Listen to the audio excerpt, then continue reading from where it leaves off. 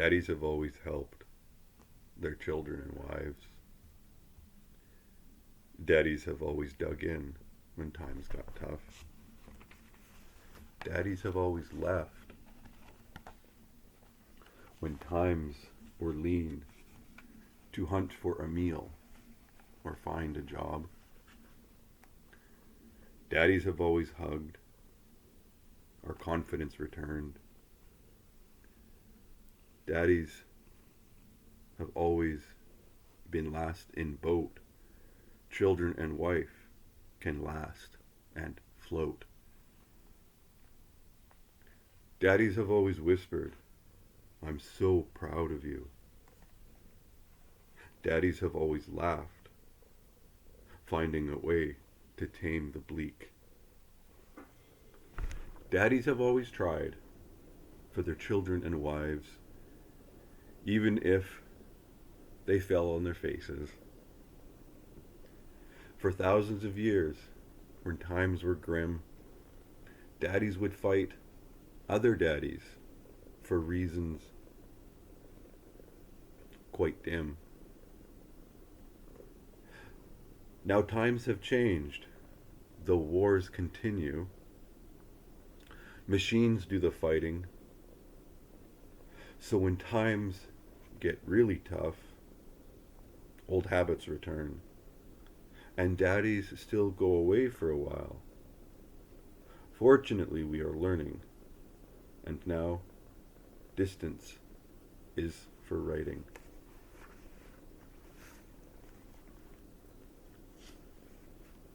Mummies have ever been strong. Importantly, she rarely is wrong. Mummies have ever survived. Without her, society could not choose, thrived. Mummies have ever complained, "No one's listening to me." But we all tune in when thunder and rains for her song so lovely. Mummies have ever thought, "Hey," when kids run to dad at the end of his workday. Mummies have ever been smart, making their lists and kids' chore chart. Mummies have ever been clever, pairing up with sisters to do it better. Mummies have ever endured, even when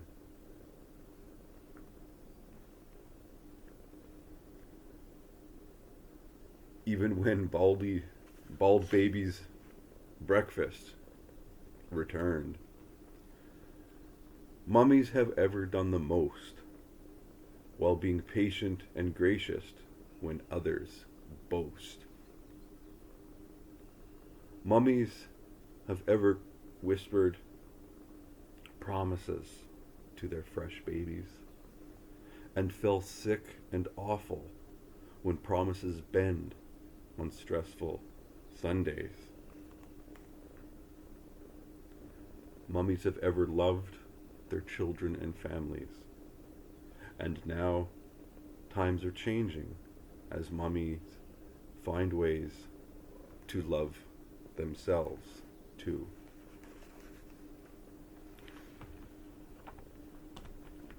Two poems and a continued reflection on the man song. I don't think we can think about one without the other. What is it like to be a man? What is it like to be a mum or a dad? What is family? A mom and a dad is a pillar of a family. In order to be a man, I think you need to be a dad. And that could be an adopted right? But there's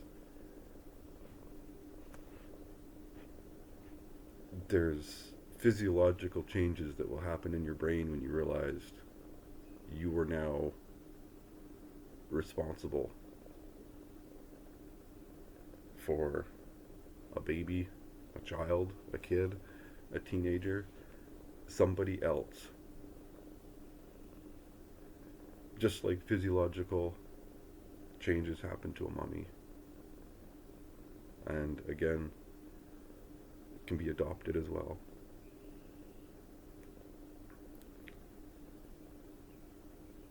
It's more than gender roles. It's the two critical pillars of a society. Those two central components of a family. And right now we have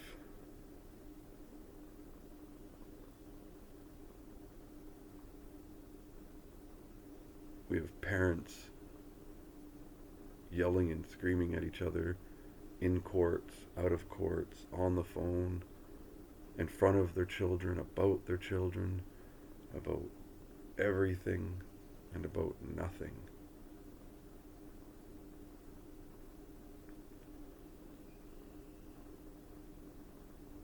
I listen to other dads that have been separated, and they're just angry, just putrid with their hate, their seething disappointment, and their whining.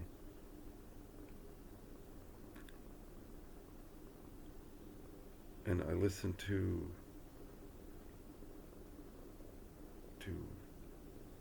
women that have divorced their husbands, and it's like he's a deadbeat, or he doesn't care, or you don't F him anyways, and he doesn't do this, and well, he's bad for the kids, and just jaded.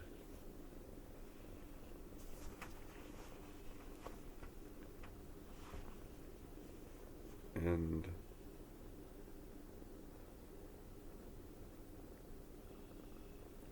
these are my pushbacks to say, you need to calm down, folks.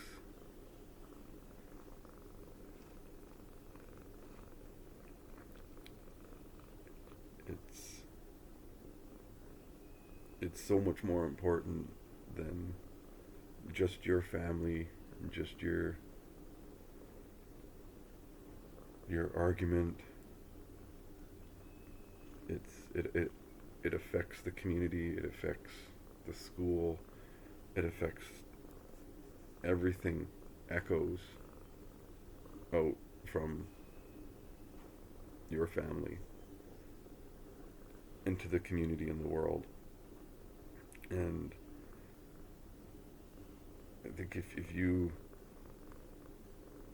look out into the world and see it's broken and angry, well,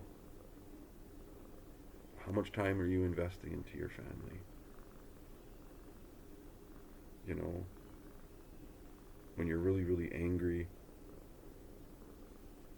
or sad or scared, how much of that are you keeping to yourself, processing it quietly, patiently, and finding a way to turn it into a piece of beauty or art? Or are you saying something quick and silly to the Twitter or Facebook so your family can hear it and your friends can hear it and your community can hear it, and now you're defending yourself because people just don't understand you, and it gets silly.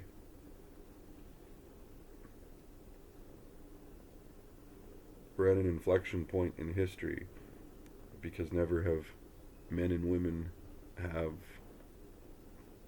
had so much leisure time.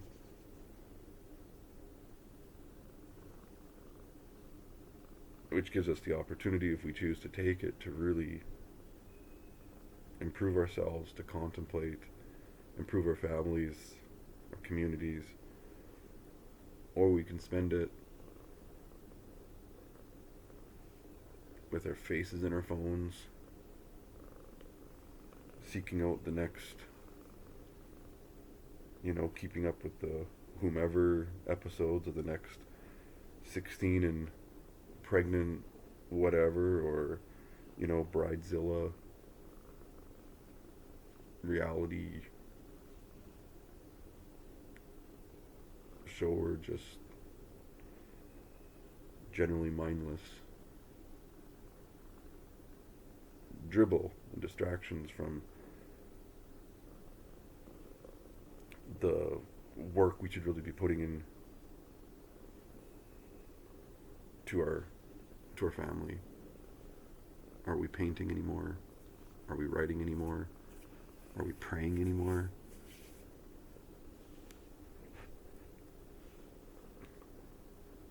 There is the tribal warfare going on right now amongst men and women, where there's just it's an undercurrent, but somebody else told me yesterday for the first time that, yep, they have a youngster. I think they call him my nephew, but we're not related, but he is my nephew. I think he's 6 now.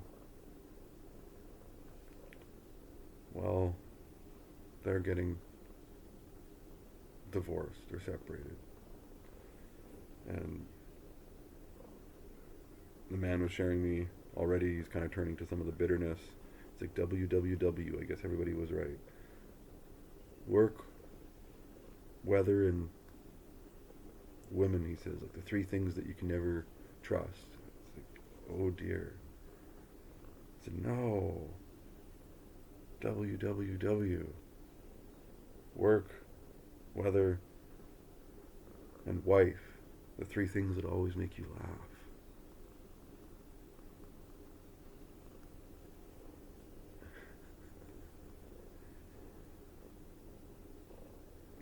I don't know what it's like to be a woman, but I listen to the songs and the yelling and the complaining and just the frustration. And my sense is it's pretty tough. It's a pretty tough life. I know what my daughters go through, and that is an intense existence. What girls do to each other in schools. It gives me some insight into maybe how they behave as adults to each other. Just, does it ever stop? Do they grow out of it? I don't know. I think it's part of being a man, I think, is to reflect on what's it like to be a woman. Because you have to look at your wife, and you have to know, and you have to look at the women in society and go, oh, they've got it worse than I do. And that fuels that respect and that admiration, and it keeps us out of that self-pity. I think conversely, I think that's an important consideration for women as well, is to look at men, say, oh, well, they've got really tough. The way their muscles must ache, and the chemicals they expose their skin and their lungs to in their occupations and the smells they endure to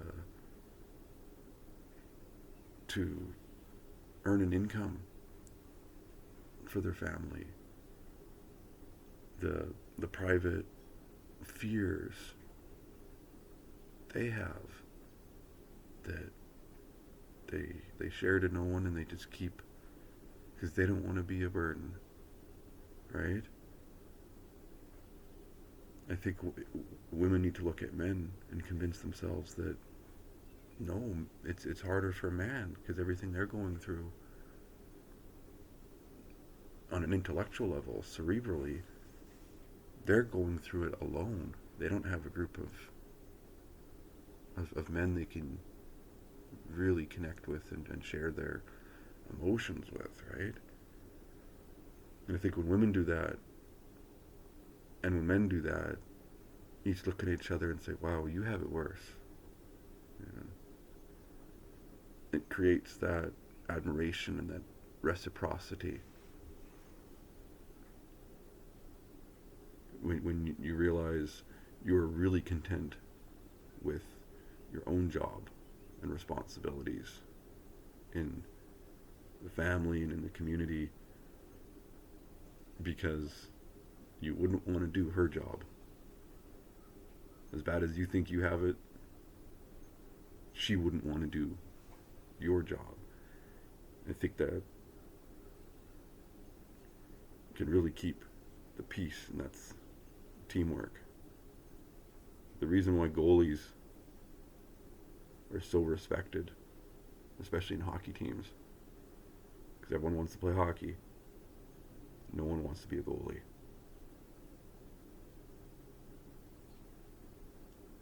The private thoughts of a goalie is you don't want to let your team down. You don't want to be that guy that let in 20 goals, especially your first time. But everybody else will say, hey, at least we got to play if you hadn't showed up, right? And it's the same thing. It's like, thank you for my wife, because if you hadn't showed up, I wouldn't got to be your husband. She goes, hey, thanks for being their dad. If you hadn't showed up, I wouldn't get to be just their mom. I look at my wife like that with profound admiration. Thanks for being their mom. That means I get to be their dad. And I think across society, men can look to women and women can look to men and go, whoa, thanks for doing your job. Right? For getting down and dirty and cleaning out just all the most disgusting jobs in society. Right? Chemicals, and I won't list them all here, but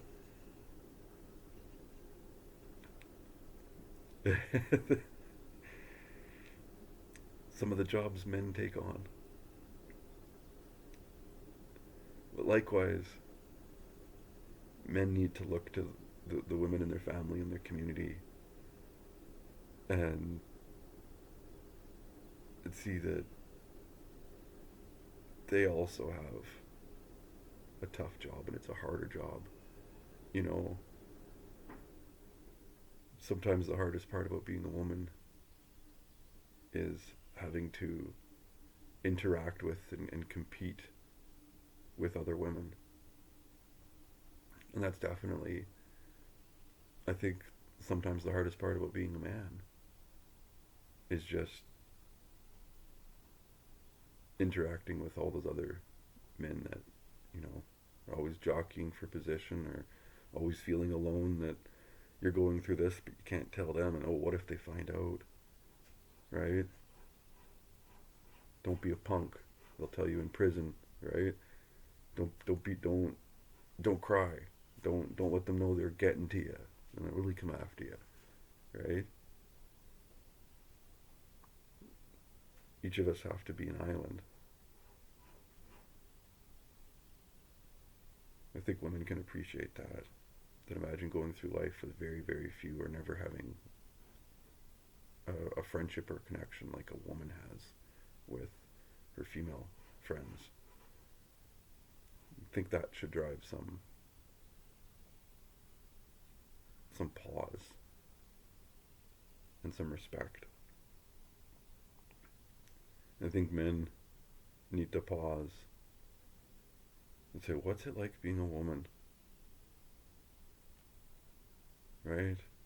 Competing with women in ways that we just don't understand as men. And it exists. The way that women attack each other and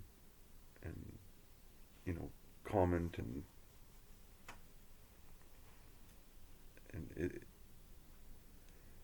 it's something just brutal.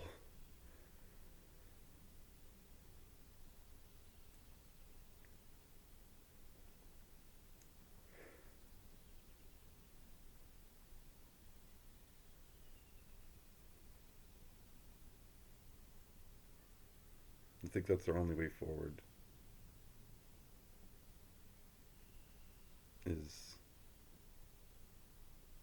just some thoughtful reflections, calming ourselves down, just returning to what really matters in life. Family, kids, our community, the simple stuff that really money can't buy.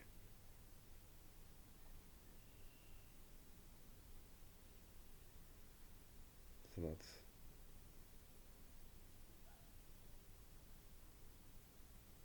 I'll leave it for there. Clearly that song has had an impact on me, and I'm continuing to reflect as an academic to put my thoughts down and to comment back in the same medium and to offer not a criticism but a response.